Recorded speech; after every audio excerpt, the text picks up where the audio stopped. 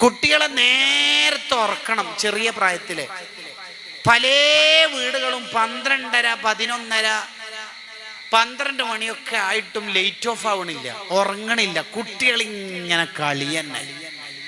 എന്നിട്ട് പിറ്റേന്ന് 8 മണി 9 മണി വരെ ഉറങ്ങുക. പേരിനൊരു വെക്കേഷൻ മദ്രസയും. ശനിയും ഞായറും മാത്രം കുട്ടികൾ മദ്രസയിൽ പോവുക. ബാക്കിയുള്ള ദിവസമൊക്കെ ഓന് ഉറങ്ങൽ തന്നെ. സത്യത്തിൽ ഈ രാവിലെ മദ്രസയിൽ പോവുക എന്ന് പറയുന്നത് മദ്രസന്റെ പ്രാധാന്യം മാത്രമല്ല, രാവിലെ എണീക്കുക എന്ന് പറയുന്ന ഒരു ബർക്കത്തും കൂടി കുട്ടികൾക്ക് കിട്ടണം. വെള്ളിയാഴ്ച ഓഫാണെങ്കിൽ തന്നെയും ആ സമയത്ത് കുട്ടികളെ ഉണർത്തണം. കും ബാക്കിറൻ നിം ബാക്കിറൻ, നേരത്തെ ഉറങ്ങുക, നേരത്തെ എഴുന്നേൽക്കുക. Early വൈക്കപ്പ് early sleep. നമ്മുടെ ഒക്കെ വീടുകളിൽ ഇപ്പൊ ദുരന്തമായിട്ടുള്ള ഒരു പ്രശ്നം, നേരത്തെ ഉറങ്ങൂല, വളരെ വൈകും. സുബീന് ശേഷം ഉറങ്ങുകയും ചെയ്യും. അതോടുകൂടി ബർക്കത്ത് നഷ്ടപ്പെടുമെന്ന് നബിയുനാ റസൂലുള്ളാഹി സ്വല്ലല്ലാഹു അലൈഹി വസല്ലം. ബർക്കത്ത് കുറയും. നബി സല്ലല്ലാഹു അലൈഹി വസല്ലം തങ്ങളുടെ ദുആ ഉണ്ടല്ലോ, എൻ്റെ ഉമ്മത്തിന് നീ പ്രഭാതത്തിൽ ബർക്കത്ത് ചെയ്യണേ അല്ലാഹ്. പ്രഭാതത്തിൽ ചെയ്യുന്ന കാര്യങ്ങളിൽ വലിയ ബർക്കത്തായിരിക്കും. സുബീന് ശേഷം ഉറങ്ങരുത്. നിങ്ങൾ ഉമ്മമാരോട് ചോദിച്ചാൽ മനസ്സിലാവും.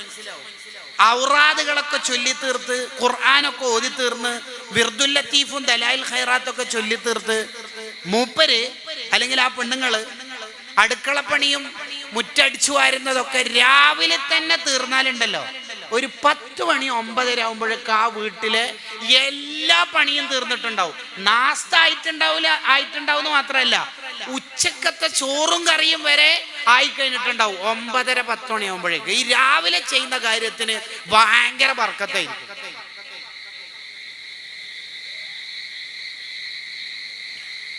ഇനി രാവിലെ തന്നെ ഉറങ്ങിക്കൂടി ഗൾഫിന്റെ കൾച്ചറൊക്കെ നാട്ടിലേക്ക് കൊണ്ടുവന്ന ആളാണെങ്കിൽ, ഗൾഫിൽ നിന്ന് വന്ന കുറേ സാധനങ്ങളാണ് കസേര നിസ്കാരം, രാവിലത്തെ ഉറക്ക്, പാതിര വരെ 12:30 വരെ ഇങ്ങനെ കുട്ടികളെയും കൊണ്ട് കളിപ്പിക്കുക. ഇതൊക്കെ ഗൾഫിൽ നിന്ന് ഏതാ ഫ്ലൈറ്റ് എന്ന് ഓർമ്മയില്ല, ആടുന്ന് കയറി വന്നതാ. പിന്നെ സാധാരണക്കാരെ ആലിമീങ്ങളെ വേഷം ധരിക്കലും ഗൾഫിൽ നിന്ന് വന്നതാ. ശരിക്കും നമ്മൾ ആലോചിക്കണം ഓരോന്നും. നമുക്ക് ഇസ്ലാം എന്താണോ പറഞ്ഞത് ആ റൂട്ടിനപ്പുറം നമ്മൾ സഞ്ചരിക്കരുത്. ഒരു റൂട്ടുണ്ട്, ആ റൂട്ടിനപ്പുറം നമ്മൾ സഞ്ചരിക്കാൻ പാടില്ല.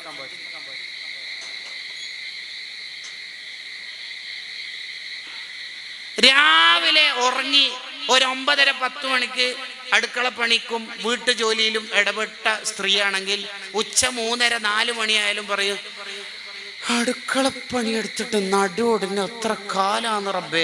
ഒരിക്കലും ഒന്നും പൂർത്തിയാവില്ല. ഒരു എഞ്ചിനീയർ അയാൾ രാവിലെ തന്നെ മൂപ്പരുടെ 5 സൈറ്റിൽ പോയി വന്ന് ഒരു 11 മണിയാകുമ്പോൾ വീട്ടിലെത്തിയിട്ട് പറയും, ഇന്നത്തെ ഡ്യൂട്ടിയൊക്കെ കഴിഞ്ഞോ? എല്ലാം കഴിഞ്ഞു. ഒരു 10 10:30 11 മണിയാകുമ്പോൾ എല്ലാം കഴിഞ്ഞിട്ടുണ്ടാവും. ഉറങ്ങി ഒരു 8:30 9:00 10 മണിക്ക് എണീറ്റിട്ടാണ് പോയതെങ്കിൽ മഗ്‌രിബിനും 3ാമത്തെ സൈറ്റിലുണ്ട് അത്രേ, ഇനിയും 2 സൈറ്റിൽ പോകുന്നത്, അത് പെൻഡിങ്ങിലാണ്, നാളെ പോവാം. കണ്ടോ, എന്റെ ഉമ്മത്തിന് രാവിലെ ബർക്കത്ത് ചെയ്തു എന്ന് പറഞ്ഞത് നുബുവത്തിന്റെ ചുണ്ടോണ്ടാ, റസൂലുള്ള പറഞ്ഞതാ സ്വല്ലല്ലാഹു അലൈഹി വസല്ലം. അതൊരു ബർക്കത്താ. വളരെ വിശദമായി ഇമാം നവവി റഹിമഹുള്ളയുടെ റൂസുൽ മസായിൽ എന്ന കിതാബിലുണ്ട്. അതിൽ പറയുന്നതാണ്, എടോ രാവിലെ വല്ലാത്ത ബർക്കത്തുള്ള സമയമാണ്, അതുകൊണ്ട് രാവിലെ നമുക്ക് എപ്പോഴും എൻഗേജ് ആയിരിക്കണം ഇബാദത്തുകൾ കൊണ്ട്. ഉറങ്ങല് മാത്രമല്ല ബർക്കത്ത് കുറയുന്ന കാര്യം. ചിലയാൾ സൂര്യൻ ഉദിക്കുന്നവരെ ഉറങ്ങരുത് എന്ന് ഏതെങ്കിലും ഉസ്താദിന്റെ ക്ലാസ്സിലോ ദർസിലോ കേട്ടതുകൊണ്ട് ഉറങ്ങാണ്ട് മൊബൈലിൽ ഇങ്ങനെ യൂട്യൂബ് നോക്കിയിട്ടിരിക്കും. അതും ബർക്കത്ത് കുറയുന്ന കാര്യം തന്നെ. അവിടെ ഹൈറാത്ത് കൊണ്ട് എൻഗേജ് ആവണം. ഖുർആൻ ഓതുക. ഇന്ന് രാവിലെ ഒരാളെ ഞാൻ പരിചയപ്പെട്ടപ്പോൾ അയാൾ പറഞ്ഞു, ഉസ്താദേ മൂപ്പര് ഇങ്ങനെ സംസാരിച്ചുകൊണ്ട് മൂപ്പര് മാസത്തിൽ ഒരു ഖത്ം ഓതി തീർക്കും. മാസത്തിൽ ഒരു ഖത്ം ഓതി തീർക്കും. മൂപ്പര് പറയാ, അത് സിമ്പിൾ ആയിട്ടാണ് എനിക്ക് തോന്നിയത്. കാരണം സുബഹിസ്കാരം കഴിഞ്ഞിട്ട് പള്ളിയിൽ നിന്ന് ഒരു ജുസ് ഓതും. ഒരു ജുസ് ഓതാ ആകെ കുറഞ്ഞ സമയമല്ലേ കൊണ്ടുള്ളൂ. എല്ലാ ദിവസവും ഓരോ ജുസ് ഓതി 30 ദിവസം കൊണ്ട് ഒരു ഖത്ത് ഓതി തരും. ഇനി എപ്പോഴെങ്കിലും ജുസുകൾ ഇങ്ങനെ പെൻഡിങ്ങിലായാൽ ഞാനിങ്ങനെ ഒന്ന് കാത്തുക്കും. ആരെ? ഓറെ തന്നെ ഓർ കാത്തുക്കും, എങ്ങനെ ഉണ്ട് നോക്കാൻ. സമരമാണ് ജീവിതം, എങ്ങനെ ഉണ്ട്. അറബി മാസം 27 വരെ മൂപ്പര് മേക്കപ്പ് ചെയ്ത് പോകുന്നില്ല. 27 20 ജുസ് തീർന്നിട്ട് എങ്കിൽ 27 അന്ന് ഇരുന്നിട്ട് വേറെ വാർത്താനില്ല, അന്ന് ഖത്തം തീർക്കും, 3 ദിവസം ഫ്രീ ആയിരിക്കും. എന്താ രസം കേൾക്കാൻ. ഒരു സാധാരണക്കാരനായ ഒരാൾ ഈ അടുത്ത് കുറച്ചു കാലം മുമ്പ് അയാളുടെ ബൈക്കിൽ ഞാൻ കുറച്ചപ്പുറത്തുള്ള ഒരു 2 സ്റ്റോപ്പ് അപ്പുറത്തുള്ള ഒരു സ്ഥലത്തേക്ക് പോയി. അപ്പൊ അയാള് മഗ്‌രിബ് ബാങ്ക് കൊടുക്കുമ്പോൾ വണ്ടി ഇങ്ങനെ നിർത്തി. അപ്പൊ ഞാൻ കരുതി ടൗൺ പള്ളിയിൽ അവിടെ നിസ്കരിക്കാൻ കയറാനായിരിക്കും. എനിക്ക് ഒരു സ്റ്റോപ്പ് അപ്പുറത്തുള്ള സ്ഥലത്താണ് എത്തേണ്ടത്. അവിടെ മഗ്‌രിബിന് ഞാൻ എത്തൽ നിർബന്ധമാണ്. കാരണം ഏറ്റവും ചുരുങ്ങിയത് മസ്ബൂക്കായിട്ട് എങ്കിലും എത്തിയാലേ കുട്ടികൾ ഉസ്താദ് വന്നിന് ഇന്ന് ക്ലാസ് ഉണ്ട് എന്ന് അവർക്ക് മനസ്സിലാവുള്ളൂ. അതുകൊണ്ട് എത്തണം. അപ്പൊ ഇയാൾ ഇവിടെ നിർത്തിയപ്പോ എനിക്കൊരു ശങ്കാശങ്ക, ഒന്നപ്പുറത്തെത്തിയാൽ അവിടെ നമുക്ക് ജമാഅത്തിന് പങ്കെടുക്കാം. അപ്പോഴേക്കാണ് അയാൾ ഇങ്ങനെ കൈ നീട്ടിയിട്ട് ഒരു ഈത്തപ്പഴം തരുന്നത്. ഞാൻ ഇങ്ങനെ നോക്കുമ്പോൾ അയാൾ ഈത്തപ്പഴം തിന്നുന്നുണ്ട്. അപ്പൊ അയാൾ സുന്നത്തോമ്പായിരുന്നു. അപ്പൊ എനിക്ക് അയാളോടൊരു, നിലവിൽ മൂപ്പര് നല്ല മനുഷ്യരാണ്, അതോടൊപ്പം നമ്മൾ ഐനുൽ യഖീൻ നേരിട്ട് കണ്ടതുകൊണ്ട് ഒരു ഇഷ്ടം കൂടി. അപ്പൊ ഞാൻ അയാളോട് ഇങ്ങനെ ഓരോ കാര്യം ചോദിക്കുമ്പോൾ അയാളുടെ ജീവിത സ്റ്റൈൽ എന്താണെന്നറിയാം. സാധാരണ ഒരു നാട് ചെക്കന്ന്, ഒരു ആലിമല്ല, മദ്രസ പോലും സാധാരണ ചെറുക്കൻ. അയാളെ പ്രത്യേകത എന്താ പറയാ, കല്യാണമൊക്കെ കഴിച്ചു. അയാളെ പ്രത്യേകത, ഇന്ന് അറബി മാസം എത്രയാണെന്ന് അയാൾക്ക് വേഗം കിട്ടും. ഇന്നത്ര അറബി മാസം ദുൽഹിജ്ജ 16, ഇന്നത്ര അറബി മാസം റബീഉൽ അവ്വൽ 8, ഇന്നത്ര ദുൽഖഅദ് 3. അങ്ങനെ മൂപ്പർക്ക് കിട്ടുന്നറിയോ. അറബി മാസം ഏതാണോ ഡേറ്റ് ആ എണ്ണത്തിന്റെ ജുസ് മൂപ്പര് ഓതി തീർക്കും. ഇന്ന് മുഹറം 13 ആണെങ്കിൽ 13-ാം ജുസ് ഓതി തീർന്നിട്ടുണ്ടാവും രാവിലെ തന്നെ. ഇന്ന് റബീഉൽ അവ്വൽ 23 ആണെങ്കിൽ 23-ാം ജുസ് ഓതി തീർന്നിട്ടുണ്ടാവും. എന്താ രസം, എത്ര മനുഷ്യന്മാരുണ്ടെന്ന് ഇങ്ങനെ. നമ്മൾ ആരും വിധി എഴുതാനൊന്നും പോകരുത് കേട്ടോ. ഓരോരുത്തർക്ക് അള്ളയായിട്ട് നല്ല കോണ്ടാക്ട് ഉണ്ട്. ചിലപ്പോൾ ഒരേ കയ്യിൽ കൗണ്ടർ ഉണ്ടായിക്കോളൊന്നുമല്ല, ഒരു ഹൃദയത്തിൽ അള്ളാനോട് എന്തൊക്കെയോ പറയണ്ടാവും. അത് ചിലപ്പോൾ ഓട്ടോ ഡ്രൈവറായിരിക്കും. ഓട്ടോ ഡ്രൈവറായിട്ട് ഇങ്ങനെ പോയി കൈക്ക് ഇങ്ങനെ താമ്പ് കെട്ടി ഇങ്ങനെ പാതിരാക്ക് പൊട്ടിക്കാരന് ദ്വാരക്കും. നാളെ അത് കുട്ടീൻ്റെ പരീക്ഷ ഫീസ് കൊടുക്കേണ്ട ലാസ്റ്റ് ഡേറ്റ്. പിന്നെ മറ്റോനവിടെ കോളേജിൽ ചേർത്തിട്ടുള്ള ഫീസ് അഡ്മിഷൻ കൊടുത്തിട്ടില്ല. ഈ ഓട്ടോ ഓടിച്ചിട്ട് ഞാൻ എവിടെ എത്തേണ്ട റബ്ബേ. എനിക്കാണെങ്കിൽ 2 അറ്റം മുട്ടിക്കാൻ കഴിയുന്നില്ല. ഭാര്യൻ്റെ 3 പ്രസവവും ഓപ്പറേഷൻ. പരീക്ഷണം എന്നൊന്നും ഞാൻ എന്നോട് പറയൂല. അതൊക്കെ ഇഷ്ടം കൊണ്ട് നീ എനിക്ക് തരുന്നതായിരിക്കും. ഒന്ന് എൻ്റെ ജീവിതം ഒന്ന് മുട്ടിച്ച്, ഒന്ന് നല്ല കഴിച്ചലാക്കി തന്ന് എനിക്കൊന്ന് റാഹത്തുള്ള ജീവിതം തരണേന്ന് ആ കണ്ണീരൊൽപ്പിച്ച മനുഷ്യൻ്റെ ദുആ എങ്ങനെ അള്ള സ്വീകരിക്കാണ്ടിരിക്കുക. പച്ച മനുഷ്യന്മാരായിരിക്കും. ഒരാൾ ബസ്സിൽ ഇങ്ങനെ യാത്ര ചെയ്യുമ്പോൾ ഒരു പെൺകുട്ടി വന്ന് അടുത്തുള്ള സീറ്റിൽ ഇരുന്നു. ആ പെൺകുട്ടി വസ്ത്രത്തിലൊന്നും ഒരു ശരിയില്ല, ഒരു ശരിക്കേടുണ്ട് എന്ന് ഇയാൾക്ക് തോന്നി. അത്ര ഇയാൾ തന്നെ അനുഭവം പറയാം. ശരിക്കേടുണ്ട് എന്ന് തോന്നി. വസ്ത്രമൊന്നും മര്യാദയ്ക്ക് ധരിച്ചിട്ടില്ലേ എന്നുള്ളിടത്തോളം. രാത്രിയാണ് സഞ്ചാരം. ഇയാളിങ്ങനെ ഉറക്കച്ചടവിൽ ഇങ്ങനെ ഉറങ്ങി. പെട്ടെന്ന് ഉറക്കത്തുനിന്ന് നെട്ടിയപ്പോൾ മൊബൈൽ ടോർച്ച് ഇങ്ങനെ കത്തിച്ചിട്ട് ആ പെൺകുട്ടി ബാഗിലുള്ള ചെറിയ ഖുർആൻ എടുത്തിട്ട് സ്കാർഫ് ഇങ്ങനെ ചുറ്റിയിട്ട് ഓതുക. 1:30 2 മണിക്ക്. ആരെയും വിധി എഴുതാൻ പോകരുത്. നമ്മൾ ട്രെയിനിൽ ഇറങ്ങുമ്പോൾ പരിപാടിയുടെ സ്ഥലത്തേക്ക് എത്തിക്കാൻ കാറുണ്ടാവും, നല്ല ഭക്ഷണം തരാൻ ആജിയന്മാരുണ്ടാവും, നല്ല ഹദിയകൾ ആൾക്കാർ തരും. നമ്മളെ മുന്നിലിരിക്കുന്ന ആളുടെ മൂക്കിന്ന് ഒലിക്കുന്നുണ്ടാവും, വായിന്ന് ഒലിക്കുന്നുണ്ടാവും. അവരൊക്കെ ഹൈ ലെവൽ ദർജയായിരിക്കും അള്ളാൻ്റെ അടുത്ത്. ആരെയും വിധി എഴുതാൻ പോകരുത്. നമ്മൾ ഒരാളെ പ്രായമുള്ള ഒരാളെ കണ്ടാൽ നമ്മൾ എന്താ ചിന്തിക്കേണ്ടത്? ഇയാൾ എന്നേക്കാൾ എത്ര സുജൂദ് അള്ളാഹ്ക്ക് ചെയ്തിട്ടുണ്ട് എന്ന്. നമ്മളെക്കാൾ പ്രായം കുറഞ്ഞാളെ കണ്ടാൽ എന്താ ചിന്തിക്കേണ്ടത്? എൻ്റെ അത്ര തെറ്റ് മൂപ്പര് ചെയ്തിട്ടില്ലല്ലോ എന്ന്. കണ്ടോ? ഇങ്ങനെ ആരെ കണ്ടാലും നമ്മുടെ അതേ പ്രായത്തിലുള്ള ആളെ കണ്ടാൽ ചിന്തിക്കേണ്ടത് ഇയാൾ സ്വർഗത്തിലും ഞാൻ നരകത്തിലും ആയാലോ എന്ന്. ഒരു നായനെ കണ്ടാൽ ചിന്തിക്കേണ്ടത് ഈ നായ ഏതായാലും നരകത്തിൽ പോയില്ല എന്ന് ഉറപ്പല്ലേ എന്ന്. നമുക്ക് ഉറപ്പുണ്ടോ? നമ്മൾ ആരെക്കാളും മേലെ കയറരുത്. അങ്ങനെ കയറുമ്പോഴാണ് നെഞ്ചിന് കുറച്ച് വീതി കൂടുതൽ ഉണ്ടാവുന്നത്. നോട്ടീസിൽ എൻ്റെ പേര് വരണം, സ്വാഗതത്തിൽ എന്നെ പറ്റിയിട്ട് പറഞ്ഞത് കുറച്ച് കുറഞ്ഞു പോയി എന്നൊക്കെ തോന്നണത്. ഇതിനു വേണ്ടിയിട്ടാണല്ലോ ഇപ്പോഴത്തെ സംഭാവന. ജീവിക്കുന്നതിന് അതിന് വേണ്ടിയിട്ടല്ലേ അല്ലേ? സിദ്ദീഖ് റളിയല്ലാഹുവിനോട് നബി സല്ലല്ലാഹു അലൈഹി വസല്ലം പറഞ്ഞല്ലോ, മാ നഫഅനി മാലു ഖത്തു മാ നഫഅനി മാലു അബൂബക്കർ. അബൂബക്കറിന്റെ സ്വത്ത് ഉപകാരപ്പെട്ട അത്ര എനിക്ക് ഒരാളുടെ സ്വത്തും ഈ ഭൂമിയിൽ ഉപകാരപ്പെട്ടിട്ടില്ല. അന്നേരം സിദ്ദീഖ് റളിയല്ലാഹു ഒറ്റ കരച്ചില്. ശരിക്കും സിദ്ദീഖ് റളിയല്ലാഹു ചിരിക്കലേ വേണ്ടി, സന്തോഷം കൊണ്ട് ഒറ്റ കരച്ചില്. എന്താ സിദ്ദീഖ് കരയണത്? എൻ്റെ അബൂബക്കറിന്റെ സ്വത്ത് എന്ന് പറയേണ്ടിയില്ലായിരുന്നു നബിയെ. അബൂബക്കറിന് അങ്ങനെ പ്രത്യേകിച്ച് സ്വത്തൊന്നുമില്ല. അബൂബക്കറിന്റെ സ്വത്തും അബൂബക്കറും തന്നെയും റസൂലുള്ളാഹിക്കുള്ളതല്ലേ, ഇഷ്ടംപോലെ പ്രവർത്തിക്കാലോ. എന്തിനാ അബൂബക്കർ എന്ന് പറഞ്ഞത്? നമ്മളെ നാട്ടിൽ അബൂബക്കർ ഹാജി കഴിഞ്ഞ കൊല്ലം 10,000 തന്നിട്ട് ഇക്കൊല്ലം തരാത്തത് അന്നത്തെ മജ്ലിസിൽ ആദരിക്കാത്തോണ്ട്, സ്റ്റേജുമേൽ കസേര ഇല്ലാത്തോണ്ട്, നോട്ടീസിൽ വെണ്ടക്കാക്ഷരത്തിൽ എഴുത്തില്ലാത്തോണ്ട്. നമ്മളും സിദ്ദീഖ് റളിയല്ലാഹു എന്താ ബന്ധം? തലക്കനം കുറച്ച് ഒഴിവാക്ക്. തലക്കനം ഞാൻ ബഹുമാനിക്കേണ്ട ആളാണ് എന്ന് ചിന്തിച്ചോണ്ടല്ലേ എന്നെ ബഹുമാനിച്ചിട്ടില്ല എന്ന് തോന്നുന്നത്. നമ്മൾ ആലോചിച്ച് നോക്കിയേ, ആഖിറത്തിൽ കോടിക്കണക്കിന് മനുഷ്യന്മാരിൽ ഏറ്റവും ഫസ്റ്റ് നരകത്തിലേക്ക് വിളിക്കുന്നത് നമ്മളെയാണെങ്കിലോ? അങ്ങനത്തെ നമ്മളെയാണോ ഈ നാട്ടുകാർ ബഹുമാനിക്കേണ്ടത്? ആണോ? നമ്മളൊരു ക്ലാസ്സിലേക്ക് കയറുമ്പോൾ സ്റ്റുഡൻസ് എണീറ്റുന്നു, നിഷ്കളങ്കരായ 1ാം ക്ലാസ്സിലെ കുട്ടികൾ എണീറ്റുന്നു. അതുകൊണ്ട് എന്താ ഇപ്പോൾ കിട്ടിയത്? ആ കുട്ടികൾക്ക് ഉസ്താദിനെ കണ്ടാൽ എണീറ്റിക്കണം എന്നുള്ള സുന്നത്തിന്റെ കൂലി കിട്ടി. നമുക്കെന്തപ്പോ കിട്ടിയ? ആകയാൽ നമ്മൾ ആരെയും വിധി എഴുതാൻ പോകരുത്. ഈമാൻ കിട്ടാത്ത ഒരാൾ, അയാളെ നിന്ദിക്കാൻ പറ്റോ? ഒരു അമുസ്ലിമിനെ ഗീബത്ത് പറയാൻ പറ്റോ ഇസ്ലാമിൽ? പാടില്ല, ഹറാമാണെന്ന് ഇബ്നു ഹജർ തങ്ങൾ പറഞ്ഞല്ലേ. ഒരാളെയും പറയാൻ പാടില്ല. യഥാർത്ഥ മുസ്ലിം എന്ന് പറഞ്ഞാൽ ആരാ? നിസ്കാരത്തേമ്പ് ഉണ്ടാവുക എന്നാണോ മുസ്ലിമിന്റെ അടയാളം? കയ്യിൽ കൗണ്ടർ ഉണ്ടാവുക എന്നുള്ളതാണോ ഇസ്ലാമിന്റെ അടയാളം? എന്താ ഇസ്ലാം പറയണത്? അൽ മുസ്ലിമു മൻ സലിമൻ നാസു മിൻ ലിസാനിഹി വയദിഹി.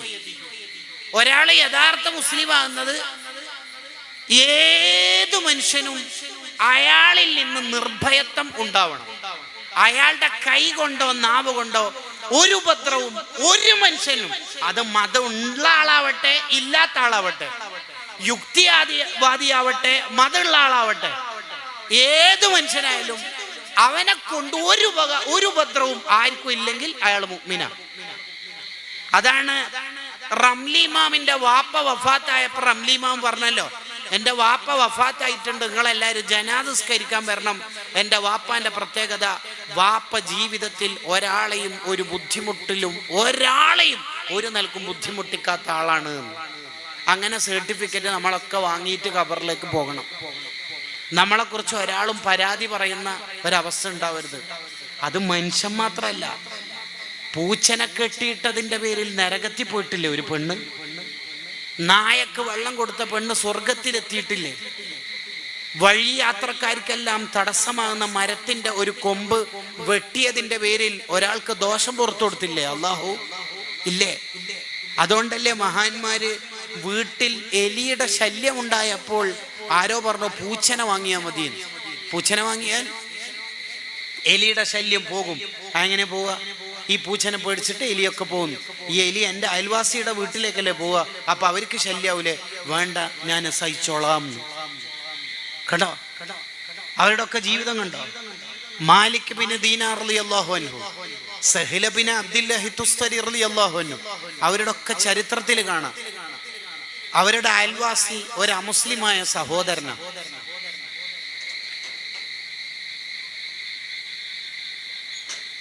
അയാളെ സഹല ബിൻ അബ്ദുല്ലാഹി തുസ്തരി തങ്ങൾ വിളിച്ചു. എന്നിട്ട് പറഞ്ഞു, ഞാൻ മരിക്കാറായി. നമ്മൾ 10 കൊല്ലം ആയല്ലോ അയൽപക്ക ബന്ധമായിട്ട് മുന്നോട്ട് പോണത്. നിന്റെ വീട്ടിലെ ടോയ്ലറ്റിലെ പുറത്തേക്ക് ഒഴുകുന്ന ദുർഗന്ധം വമിക്കുന്ന ആ വെള്ളം ഒഴുകുന്ന പൈപ്പ് പൊട്ടിയിട്ടുണ്ടായിരുന്നു. 10 കൊല്ലായിട്ട് ഞാൻ ഈ കൈകൊണ്ട് തന്നെയാണ് വൃത്തിയാക്കണത്. അതിലെനിക്ക് പരിഭവമൊന്നുമില്ല. പിന്നെ ഇപ്പം വിളിച്ചത്, ഞാൻ മരിക്കാറായി, ഇനി ആ പൈപ്പ് ശരിയാക്കണം. എന്തിനെന്ന് വെച്ചാല് ഇനി എൻ്റെ വീട്ടിൽ എൻ്റെ ശേഷം ആരാ താമസിക്കലെന്ന് പറയാൻ കഴിയില്ല. അവർക്കത് ബുദ്ധിമുട്ടാവും. പിന്നെ അവരുടെ ബുദ്ധിമുട്ട് നിങ്ങൾക്ക് കൂടി പ്രയാസമായാൽ എൻ്റെ ജീവിതകാലത്ത് നിങ്ങൾക്കൊരു ബുദ്ധിമുട്ടുണ്ടായില്ല എന്നതുപോലെ തന്നെ എൻ്റെ മരണശേഷം നിങ്ങൾക്ക് ബുദ്ധിമുട്ടുണ്ടാവരുത് എന്നത് കേൾക്കുമ്പോൾ അയാൾ കരഞ്ഞിട്ട് ഇസ്ലാമിലേക്ക് വരുന്ന ചരിത്രമുണ്ട് കിതാബിൽ. ഇതാ ഒറിജിനൽ ഇസ്ലാമും.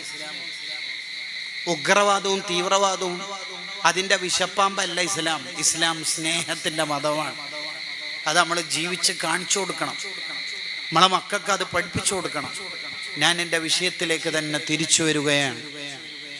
രാവിലെ നേരത്തെ എഴുന്നേൽക്കുന്ന ശീലം മക്കളിൽ രൂപപ്പെടുത്തണം. രാത്രി നേരത്തെ ഉറങ്ങുന്ന സ്വഭാവം നമ്മളിലെ മക്കളിൽ ഉണ്ടാക്കണം.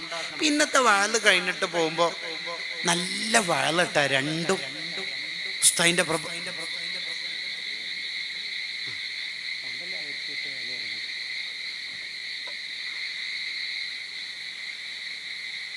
ഇൻഷാ അല്ലാഹ്.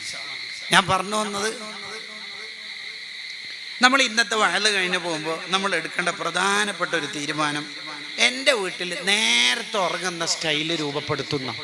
നിങ്ങൾ ഏത് മതത്തിൻ്റെ വേദഗ്രന്ഥങ്ങൾ എടുത്ത് പരിശോധിച്ചാലും ഏത് പണ്ഡിതന്മാർ, അതത് മതത്തിലെ പണ്ഡിതന്മാരുണ്ടാവില്ല, അവരോടൊക്കെ ചോദിച്ചാൽ അവർ പറയും നേരത്തെ ഉണരുന്നതാണ് ആരോഗ്യത്തിന് നല്ലത്.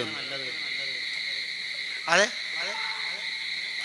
നേരത്തെ ഉണരണം നമ്മളെ വീട്ടുകാർ. അബൂ യസീദുൽ ബിസ്താമി റളിയല്ലാഹു അൻഹുവിന്റെ ജീവിതം പറയുന്നിടത്ത് കാണാം, ഉപ്പ നേരത്തെ ഉണരും.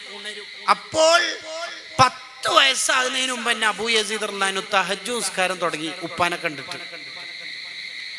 ഇത് മദ്രസയിലേക്ക് പോകേണ്ട കുട്ടി 6:30 ഉണരുന്ന സമയത്താണ് ചെറുപ്പക്കാരനായ ഉപ്പ ചുരുണ്ട് ഉറങ്ങുന്നത് കണ്ടാൽ ബാക്കി പറയാതെ തന്നെ നിങ്ങൾക്ക് മനസ്സിലാവുമല്ലേ ഇനി ആ കുട്ടി എന്താവല്. നമ്മളെന്ന ഒറിജിനൽ കോപ്പിയുടെ ഫോട്ടോസ്റ്റാറ്റ് ആയിരിക്കും മക്കൾ.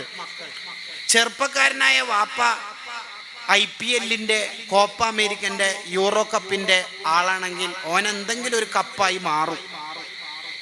ഈ ഉപ്പ അർജന്റീനിയൻ ഫാൻസ് ആണെങ്കിൽ ഏറ്റവും ചുരുക്കുന്നത് മോന് ഫ്രാൻസ് എങ്കിലും ആയിട്ടെങ്കിൽ മോശമല്ലേ? അല്ലേ? മോശമല്ലേ?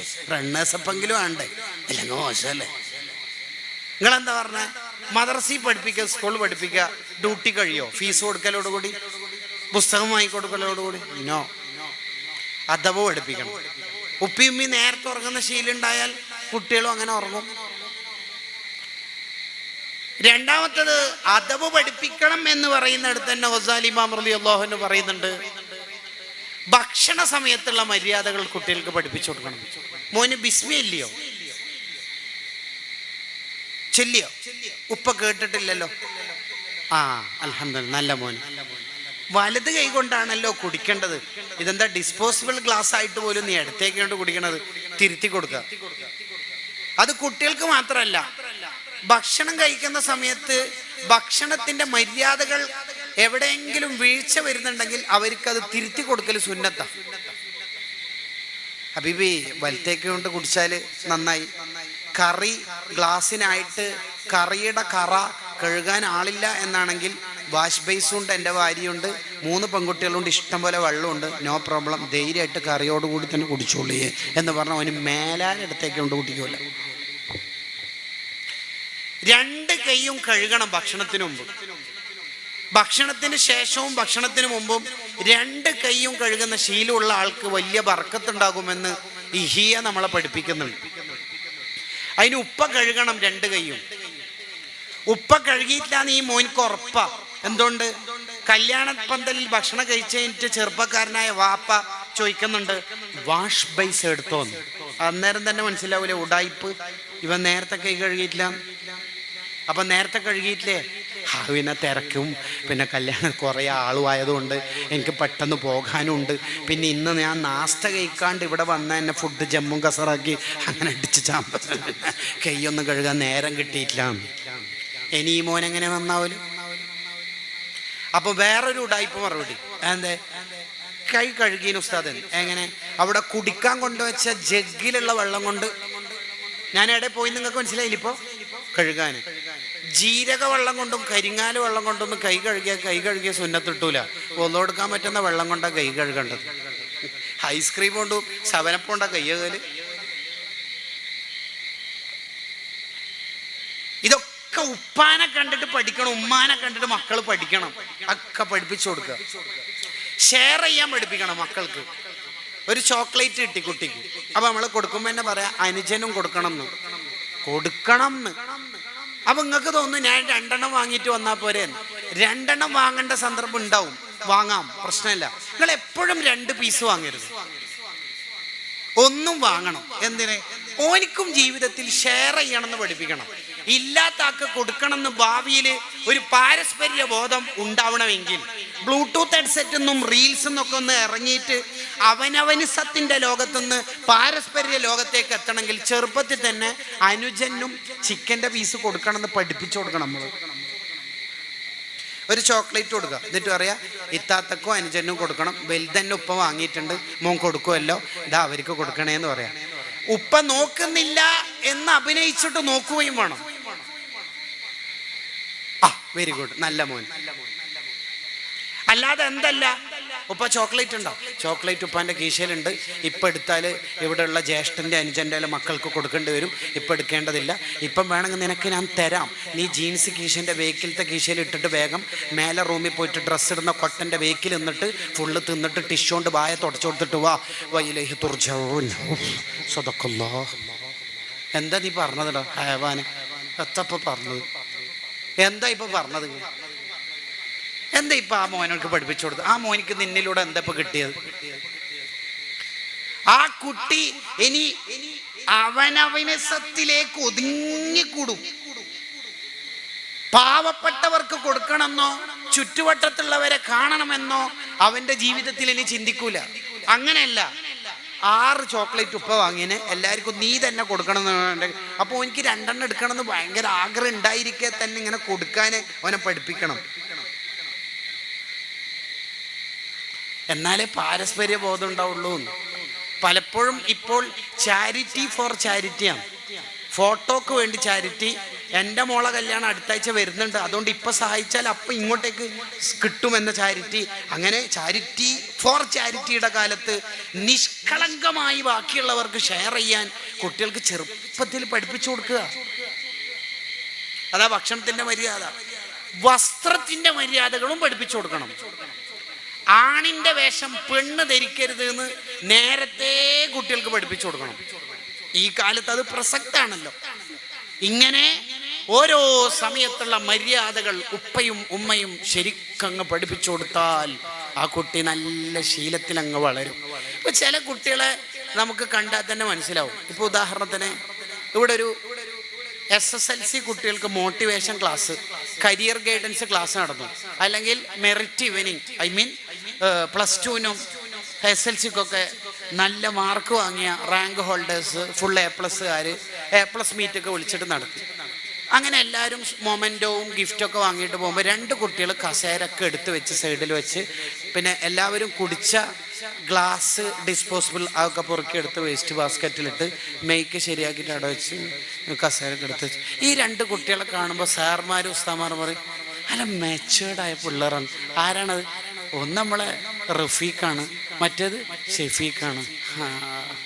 മെച്ചേർഡല്ലേ കുട്ടികൾ? ഭയങ്കര പക്വതയുള്ള കുട്ടികളല്ലേ? ഈ പക്വത, മെച്ചേർഡ് എന്ന് പറയുന്നതിൻ്റെ ഭാഷയാണ് അദബ്. അത് വീട്ടിൽ നിന്നാണ് പഠിപ്പിക്കേണ്ടത്. വീട്ടിൽ നിന്ന് ഇതൊക്കെ പഠിപ്പിക്കണം. നെക്സ്റ്റ്, നമ്മുടെ മക്കൾ നന്നാവാൻ ഗസാലി ഇമാം റളിയല്ലാഹു അൻഹു നിർദ്ദേശിക്കുന്ന അടുത്ത കാര്യം എന്താ?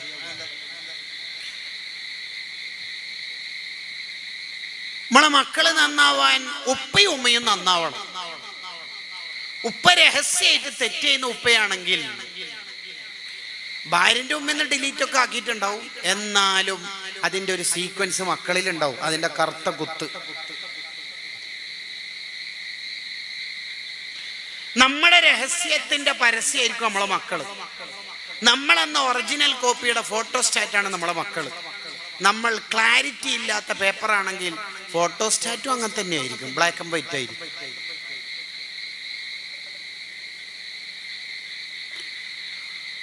ഉപ്പാന്റെ ഉമ്മാന്റെ രഹസ്യ ജീവിതം എന്താണോ അതായിരിക്കും ഭാവിയിൽ മക്കളായി രൂപപ്പെട്ടു വരിക.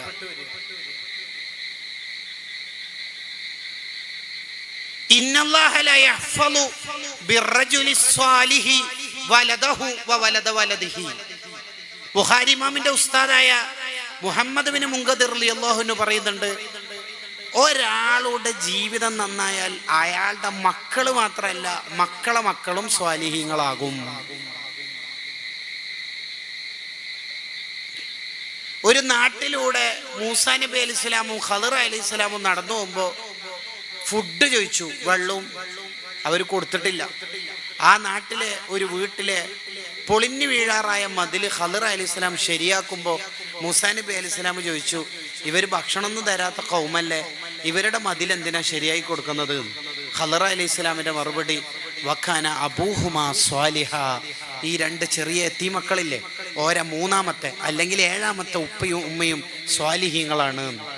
എത്രയോ മേലെയുള്ള ഉപ്പാപ്പിയും ഉമ്മാമിയും നന്നായോണ്ട് ഒരു നബി ഈ മക്കൾക്ക് ഹിദ്മത്ത് എടുത്തു കൊടുക്കുകയാണ്. കണ്ടോ, ഈ ആയത്തിന്റെ തഫ്സീറിൽ മഹാന്മാര് പറയുന്നുണ്ട്, ഉപ്പിയുമ്മയും നന്നായാൽ മക്കളെ മക്കൾ ആ തലമുറ നന്നാകുമെന്ന് ഈ ആയത്ത് രേഖയാണ്, ഈ ആയത്ത് തെളിവാണ്.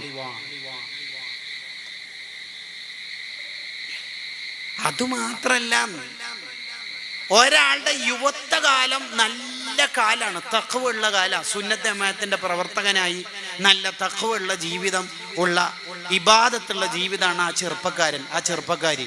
എങ്കിൽ കേട്ടോളിയെ, എങ്കിൽ മക്കള് നന്നാവും എന്നുള്ള കാര്യമെല്ലാം പിന്നെ വരുന്നതല്ലേ, ഇപ്പൊ ലൈവായിട്ടുള്ള കാര്യം ഇനി പറയാൻ പോണത്. ഒരാളുടെ യുവത്വം നല്ല ജീവിതം, ഇബാദത്തില്ല, അള്ളാന്റെ മാർഗത്തിലുള്ള ജീവിതം, തെറ്റുകുറ്റങ്ങളിലില്ല, ഹറാമുകളിൽ ഇല്ല, ക്യാമ്പസിലെ തെറ്റുകുറ്റങ്ങളിലോ സോഷ്യൽ മീഡിയയിലെ ഹറാമുകളിലോ പെടാതെ സ്വലാത്ത്, ദിക്ർ, ദീനി പ്രവർത്തനം, പള്ളി, ഇബാദത്തുമായി ജീവിക്കുന്ന നല്ല ജീവിതം. എങ്കിൽ അയാൾ കല്യാണം കഴിച്ചാൽ ആ ദമ്പതിമാർക്ക് ഉണ്ടാവുന്ന മക്കളെ മക്കൾ കുടുംബ പരമ്പര നന്നാകുമെന്ന് നേരത്തെ പറഞ്ഞല്ലോ. അത് പിന്നീട് ഫ്യൂച്ചർ അല്ലേ, ഇപ്പോഴുള്ള കാര്യം പറയാം. അതെന്താണെന്നറിയോ, ഇയാള് തന്നെ വളർന്ന് വലുതായി പ്രായമായി കഴിയുമ്പോൾ ഈ പ്രായത്തിലും വയസ്സനായാലും വാർദ്ധക്യത്തിലും ഒരുപാട് ഇബാദത്ത് ചെയ്യാൻ ഈ യുവത്വകാലത്തെ ഇബാദത്തിന്റെ ബർക്കത്ത് കൊണ്ട് അയാൾക്ക് കഴിയുമെന്ന് ഹുസ്നു തനബ്ബുഹ് ലിമാ വറദ ഫി തശബ്ബുഹ് എന്ന കിതാബിൽ കാണാം. അപ്പൊ പ്രായമുള്ള കാലത്ത് കുറേ ഇബാദത്ത് ചെയ്യുന്ന, തഹജ്ജുസ്കരിക്കുന്ന, ഖുർആൻ ഓതുന്ന ഉമ്മാനെ, ഉമ്മാമാനെ, ഉപ്പാപ്പാനെ കണ്ടാ മനസ്സിലായിക്കോളി, ഓർ ചെറുപ്പത്തിലേ അങ്ങനെ തന്നെയാണ്. അടിച്ചു പൊളിച്ച് തിമിർത്താടിയിട്ട് പിന്നീട് തൗബ ഇത് നന്നാവുമെന്ന് വിചാരിക്കുന്ന കാലം ഒരു പക്ഷെ നമുക്ക് ആ കാലം കിട്ടിക്കൊള്ളണമെന്നില്ല എന്ന ബോധം നമുക്കുണ്ടാവും.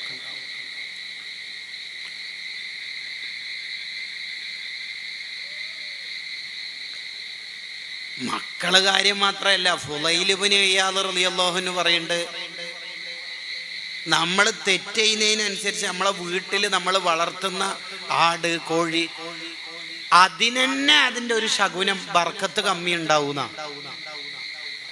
എന്നിട്ടല്ലേ നമ്മളെ മക്കളെ കാര്യം. അതുകൊണ്ട് നമ്മളെ നല്ല ജീവിതമാവണം, നല്ല ജീവിതം ഉണ്ടാവണം, എന്നാലേ നമ്മളെ മക്കൾ നന്നായി കിട്ടുള്ളൂ. ചെറിയൊരു ചരിത്രം ബർക്കത്തിന് വേണ്ടി പറഞ്ഞ് ഞാൻ എൻ്റെ സംസാരം അവസാനിപ്പിക്കുകയാണ്. നമ്മളെ മക്കൾക്ക് നന്നായി ദീനങ്ങ് പഠിപ്പിച്ചു കൊടുക്കണം. സയൻസും ടെക്നോളജിയൊക്കെ എത്ര പഠിച്ചാലും അപരനെ സഹായിക്കണം, അപകടത്തിൽപ്പെട്ടവരെ രക്ഷപ്പെടുത്തണം, പാവപ്പെട്ടവരെ സഹായിക്കണം എന്ന് ആ കുട്ടിക്ക് കിട്ടണമെങ്കിൽ മതബോധം ഉണ്ടാവണം, ധാർമ്മിക വിദ്യാഭ്യാസം കൊടുക്കണം. ഇംഗ്ലീഷ് ലിറ്ററേച്ചറിൽ ഡിഗ്രിയും PGയും എടുത്തതുകൊണ്ട് അയൽവാസി പട്ടിണി കിടക്കുമ്പോൾ അവന് ഭക്ഷണം കൊടുക്കൽ എൻ്റെ കടമയാണെന്ന് കിട്ടുമോ? വീണ ആപ്പിള് ഗുരുത്വാകർഷണ ബലമാണ് അതിൻ്റെ കാരണം എന്ന് ന്യൂട്ടൻ്റെ തിയറി പഠിച്ച ഒരാൾക്ക് ഈ വീണ ആപ്പിൾ എൻ്റേതല്ലെങ്കിൽ അപ്പുറത്തെ പറമ്പിലേക്ക് തന്നെ ഇട്ടു കൊടുക്കണം, ഇനി എൻ്റേതാണെങ്കിൽ പാവപ്പെട്ടവർക്ക് ഷെയർ ചെയ്യണം എന്ന് കിട്ടണമെങ്കിൽ ഈ തിയറി കൊണ്ട് കിട്ടുമോ? H2SO4ഉം സൾഫ്യൂരിക് ആസിഡും ഹൈഡ്രജൻ പെറോക്സൈഡും ഈ കെമിസ്ട്രിയും സുവോളജിയും ബോട്ടണിയും ഒക്കെ കുറേ പഠിച്ചാൽ ശരി, ഒക്കെ പഠിക്കണം. കാലാനുസൃതമായ വിജ്ഞാനം നമുക്ക് ഉണ്ടാവണം. ഉമ്മ അസുഖമായാൽ, ഉമ്മക്ക് പ്രായമായാൽ ഓൾഡ് ഏജ് ഹോംസിൽ വൃദ്ധസദനത്തിൽ കൊണ്ടിടല്ല വേണ്ടത്, ഞാൻ അവരെ പരിചരിക്കണമെന്ന ബോധം കിട്ടണമെങ്കിൽ ഈ സയന്റിഫിക് തിയറീസ് കൊണ്ട് കിട്ടുമോ? CCTV-യും നിയമപാലകരും ഉള്ളത് കൊണ്ട് ഞാൻ കള്ളു കുടിക്കാൻ പാടില്ല എന്ന ഭൗതിക ചിന്താഗതിയിൽ നിന്ന് വരുള്ളൂ. എൻ്റെ റബ്ബ് എന്നെ കാണുന്നുണ്ട്, അതുകൊണ്ട് ഞാനൊരു തെറ്റിലും പെടരുത് എന്ന ചിന്ത വരണമെങ്കിൽ ഉള്ളിൻ്റെ ഉള്ളിൽ ദീൻ ഉണ്ടാവണം, മതബോധം ഉണ്ടാവണം, മോറൽ വിദ്യാഭ്യാസം ഉണ്ടാവണം. അതിന് കുട്ടികൾക്ക് നന്നായി ദീൻ പഠിപ്പിക്കണം. അതിന് നമ്മളെ നാട്ടിലെ സംവിധാനങ്ങളെല്ലാം നമ്മൾ ഉപയോഗിക്കണം. അതിന് ചെറിയൊരു ചരിത്രം പറഞ്ഞ് ഞാൻ എൻ്റെ സംസാരം നിർത്തുകയാണ്. ഫറൂഖ് എന്ന പേരുള്ള ഒരാൾ, അദ്ദേഹത്തിൻ്റെ ഭാര്യ ഗർഭിണിയായിരിക്കുന്ന ഭാര്യക്ക് 30,000 ദിർഹം കൊടുത്തിട്ട് പറയാ, ഞാൻ കച്ചവടത്തിനും മറ്റാവശ്യങ്ങൾക്കൊക്കെയായി വീട്ടിൽ നിന്ന് യാത്ര തുടങ്ങുകയാണ്. ഇനി വരുമോ വരൂലേ, വന്നാൽ തന്നെ എപ്പോഴാണ് എത്തുക എന്നൊന്നും പറയാൻ പറ്റൂല. ജനിക്കുന്ന കുട്ടിയെ നന്നായി മതം പഠിപ്പിക്കണം, അവനെ നന്നാക്കിയെടുക്കണം, അതിനാണ് ഈ പണം ചെലവാക്കേണ്ടത് എന്ന് പറഞ്ഞ് ഫറൂഖ് യാത്ര ആരംഭിച്ചു. വഫയാത്തുൽ അയാനിൽ ഇബ്നു ഖല്ലിക്കാൻ തങ്ങൾ ഈ ചരിത്രം പറയുന്നുണ്ട്. തബഖാത്തു ഷാഫിഇയ്യത്തിൽ കുബറയിൽ ഇമാം തഖിയുദ്ദീൻ സുബ്കി റളിയല്ലാഹു അൻഹു വിശദീകരിക്കുന്നുണ്ട്. ഉമറുൽ ബുൽഖൈനി തങ്ങളുടെ തദ്കിറയിലും ചരിത്രം ഹ്രസ്വമായി പറയുന്നത് കാണാം. ഫറൂഖ് കച്ചവടവും മറ്റാവശ്യങ്ങളും ലക്ഷ്യം വെച്ച് ദീർഘദൂര യാത്രയിലാണ്. 1, 2, 3, 4 വർഷങ്ങൾ കഴിഞ്ഞു വന്നില്ല. ഒരുപാട് കാലം കഴിഞ്ഞ് 27 വർഷം കഴിഞ്ഞിട്ട് തൻ്റെ പഴയ ഓർമ്മയിൽ നിന്ന് ആ പഴയ വീട് തപ്പി പരതി സെർച്ച് ചെയ്ത് ഇങ്ങനെ നാട്ടിലേക്ക് എത്തി. അവസാനം ആ ചെറിയ ഓർമ്മയിൽ നിന്ന് തൻ്റെ വീട്, ആ ചെറിയ വീട്ടിൻ്റെ അടുത്തെത്തി കുതിരപ്പുറത്തുനിന്ന് ഇറങ്ങി തൻ്റെ കയ്യിലുള്ള ഒരു ചെറിയ കുന്തം കൊണ്ട് ഇങ്ങനെ വാതിൽ മുട്ടി. അപ്പോഴാണ് ഉള്ളിൽ നിന്നൊരു ചെറുപ്പക്കാരൻ പുറത്തേക്ക് വന്നിട്ട് ചോദിക്കുകയാണ്, എന്താ എൻ്റെ വീട്ടിൽ അതിക്രമിച്ച് കയറാൻ ശ്രമിക്കുകയാണോ? അതെ. നിന്റെ വീടോ? ഇത് എൻ്റെ വീടാടോ. എവിടുന്നോ വന്ന ഒരാൾ എൻ്റെ വീടെന്ന് അവകാശവാദമായിട്ട് വരുന്നു. നിങ്ങളാരാ? എൻ്റെ വീട്ടിലേക്ക് കയറി വന്നിട്ട് നിങ്ങളാരാന്ന് എന്നോടോ? എൻ്റെ വീട്ടിൻ്റെ ഉള്ളിൽ കയറിയിട്ട് നിങ്ങൾ എന്നോടാണല്ലോ ഈ ചോദ്യം ചോദിക്കണത്. രണ്ടുപേരും തർക്കത്തിലെത്തി. അടിപിടിയിലേക്ക് എത്തുമോ എന്ന ആശങ്കയാണ് ഇനിയുള്ളത്. നാട്ടുകാരെല്ലാം ഒരുമിച്ച് കൂടി മസ്ലഹത്തിൻ്റെ ചർച്ചകൾ ആരംഭിക്കണോ എന്ന ഒരു അന്തരീക്ഷത്തിലേക്ക് എത്തിയപ്പോഴാണ് ഉള്ളിൽ നിന്നൊരു പെൺ ശബ്ദം. നാട്ടുകാരെ, നിങ്ങൾ പോയിക്കോളി, ഇത് രണ്ടാളും പരസ്പരം അറിയാത്തോണ്ടുള്ള ശങ്കാശങ്കയാണ്. വന്നത് എൻ്റെ ഭർത്താവാണ്. 27 കൊല്ലം മുമ്പ് മൂപ്പര് പോയതാ. അന്ന് ഞാൻ ഗർഭിണിയാ. പിറ്റത്തെ കൊല്ലം പ്രസവിച്ചു. 26-ാം വയസ്സുള്ള എൻ്റെ മോനാ ഇത് മോനാന്ന് ഉപ്പാക്കോ അത് ഉപ്പയാണെന്ന് മോനിക്കോ അറിയാത്തോണ്ടുള്ള പ്രശ്നമാണ്. നിങ്ങൾ പോയിക്കോളി, പ്രശ്നം വലുതൊന്നുമല്ല, കാര്യം തീരുന്ന പ്രശ്നമേ ഇല്ല എന്ന് നാട്ടുകാർ പിരിഞ്ഞുപോയി. ഇവർ പരസ്പരം പൊരുത്തപ്പിടിച്ച് കെട്ടിപ്പിടിച്ച് ചുടുചുംബനങ്ങൾ നൽകി ഉപ്പ ഉള്ളിലേക്ക്, മോന് പുറത്തേക്കും പോയി. ഫറൂഖ് 27 കൊല്ലം ശേഷം ഭാര്യയോട് ചോദിച്ച ആദ്യത്തെ ചോദ്യം, പണ്ട് വളരെ മുമ്പ് ഒരു 30,000 ദിർഹം തന്നിട്ട് അതൊക്കെ വെക്കേണ്ടടുത്ത് വെച്ചിട്ടുണ്ട്, ചെലവാക്കേണ്ടടുത്തേ ചെലവാക്കിയിട്ടുള്ളൂ, വന്ന ഉടനെ അതാണോ ചോദിക്കണത്? ഒന്ന് ഫ്രഷായി മദീനത്തെ പള്ളിയിലൊക്കെ പോയി ഒന്ന് ആൾക്കൊന്ന് നിസ്കാരമൊക്കെ കഴിഞ്ഞ് ഒരു റാഹത്തായിട്ട് വന്നൂടെ? ഓക്കെ. ഒന്ന് ഫ്രഷായി മദീനത്തെ പള്ളിയിലേക്ക് എത്തി. 1000 പങ്കെടുക്കുന്ന പണ്ഡിത ദർസ്, മദീനത്തെ പള്ളിയെ പുളകിതമാക്കുന്ന ഒരു ദർസ്. സുബ്ഹാനല്ലാഹ്. ദർസിൽ ശിഷ്യന്മാരാരൊക്കെ ഉള്ളതെന്നറിയോ? മാലിക് ഇമാം അടക്കമുള്ള വലിയ റളിയല്ലാഹു അൻഹു മഹാന്മാർ, ഇമാമു ദാരിൽ ഹിജ്റ, ഷാഫി ഇമാം റളിയല്ലാഹുവിന്റെ പ്രധാന ഉസ്താദല്ലേ മാലിക് ഇമാം. ആ മാലിക് ഇമാം അടക്കം ശിഷ്യന്മാര്. അപ്പൊ ഉസ്താദ് ആരായിരിക്കും? പരിചയമില്ല, നോക്കുമ്പോ പരിചയമില്ല. അങ്ങനെ അടുത്തടുത്ത് ഇങ്ങനെ പോയി നോക്കുമ്പോ ഈ ദർസ് നടത്തുന്ന ഒരു ചെറുപ്പക്കാരനാണ്, നല്ല പണ്ഡിതൻ. അതുകൊണ്ടാണല്ലോ ഈ മഹാന്മാർ ഇവിടെ ദർസ് കേൾക്കാൻ ഇരിക്കണത്. ഞാൻ നോക്കുന്നതിനനുസരിച്ച് ആ പണ്ഡിതൻ ഇങ്ങനെ തല താഴ്ത്തി കൊണ്ടുപോവാൻ, എന്നെ കാണണ്ട എന്ന മട്ടത്തിൽ. കുറച്ചുകൂടി സൂക്ഷ്മമായി നോക്കപ്പോഴാണ് നേരത്തെ എൻ്റെ ഭാര്യ, ഞാൻ വളർത്തിയ മോൻ, എൻ്റെ മോൻ എന്ന് പറഞ്ഞ മോനാണല്ലോ അത്. കണ്ണിന്ന് വെള്ളം വരാൻ തുടങ്ങി സന്തോഷം കൊണ്ട്. ഉടനെ വീട്ടിലേക്ക് ധൃതി പിടിച്ചു പോയി. ഭാര്യയോട് പറഞ്ഞു, ഒരത്ഭുതം കണ്ടു മോളെ എന്ന്. എന്തേന്ന് വെച്ചു. ആയിരക്കണക്കിന് ആലിമീങ്ങൾക്ക് മഹാന്മാർക്ക് ദർശനം നടത്തുന്ന നമ്മളെ മോനെ എന്ന്. ഭാര്യ ചോദിച്ചൊരു ചോദ്യമുണ്ട്. എന്താ ചോദ്യം എന്ന് പറയാം? നിങ്ങൾ തന്ന 30,000 വലിയ എമൗണ്ട് ഈ മോനെ ആലിമാക്കാനാ ചെലവാക്കിയത്. നിങ്ങൾ തന്ന പണം ഞാൻ വെക്കേണ്ടടുത്ത് തന്നെയല്ലേ വെച്ചത്? അതെ മോളെ നീ വെക്കേണ്ടടുത്ത് തന്നെയാണ് വെച്ചത്. ആ മഹാനാണ് മാലിക് ഇമാമിന്റെ അടക്കം ഉസ്താദായ റബീഅത്തു റൈ റളിയല്ലാഹു അൻഹു എന്ന പണ്ഡിതൻ. അരമനയുടെ അകത്തളത്തിൽ നിന്ന് ഒരു ഉമ്മ വളർത്തിയ മോനാണ്. എൻ്റെ ശബ്ദം കേൾക്കുന്ന ഓഫ്ലൈനിലും ഓൺലൈനിലും കേൾക്കുന്ന സഹോദരിമാരോടാണ് ഈ ചോദ്യം. നിങ്ങൾക്ക് കഴിയുമോ ലോകത്തിൻ്റെ ദിഗിന്ധങ്ങളിൽ 4 ഭാഗത്ത് ദീനെത്തിച്ച മഹാന്മാരായ മദ്ഹബിൻ്റെ ഇമാമിങ്ങളുടെ ഉസ്താദായ റബീഅത്തു റൈ റളിയല്ലാഹു അൻഹു എന്ന പണ്ഡിതനെ വീട്ടിൻ്റെ അകത്തളത്തിൽ ഇരുന്നിട്ട് അന്താരാഷ്ട്ര ലോകം വരെ എത്തുന്ന പണ്ഡിതനാക്കിയത് വീട്ടിൻ്റെ ഉള്ളിൽ നിന്നുള്ള ഉമ്മയായിരുന്നു. നിങ്ങൾക്ക് ആ ഉമ്മയാവാൻ കഴിയുമോ എന്നാണ് ഈ പരിപാടി ചോദിക്കുന്ന ഒരേ ഒരു ചോദ്യം. ആ ഭാര്യ മോനെ ആലിമാക്കുമ്പോൾ അതിന് 100 സപ്പോർട്ട് നൽകിയ ഫറൂഖ് എന്ന ഭർത്താവാൻ നമുക്ക് കഴിയുമോ എന്നും ചോദ്യത്തിൻ്റെ ഉള്ളിലൊരു ചോദ്യമുണ്ട് കൂട്ടുകാരെ. നമ്മുടെ ഖബറൊന്ന് സ്വർഗമാവണം, നമുക്ക് പരലോകത്ത് രക്ഷപ്പെടാൻ കഴിയണം. അതിന് നമ്മുടെ ഏറ്റവും വലിയ സ്വത്തായ മക്കളൊന്ന് നന്നായി കിട്ടണം. നിന്റെ മോനതാ റോഡ് സൈഡിൽ കള്ളു കുടിച്ച് കിടക്കുന്നു, നിന്റെ മോളതാ ഒരുത്തൻ്റെ കൂടെ ഒളിച്ചോടി പോകുന്നു എന്ന് നമ്മൾ ദുനിയാവിൽ കേൾക്കേണ്ടി വന്നാൽ എന്തിന് നമ്മൾ ജീവിക്കുന്നു എന്ന് നമ്മൾ വിചാരിക്കും. അള്ളാഹു കാത്തുരക്ഷിക്കട്ടെ.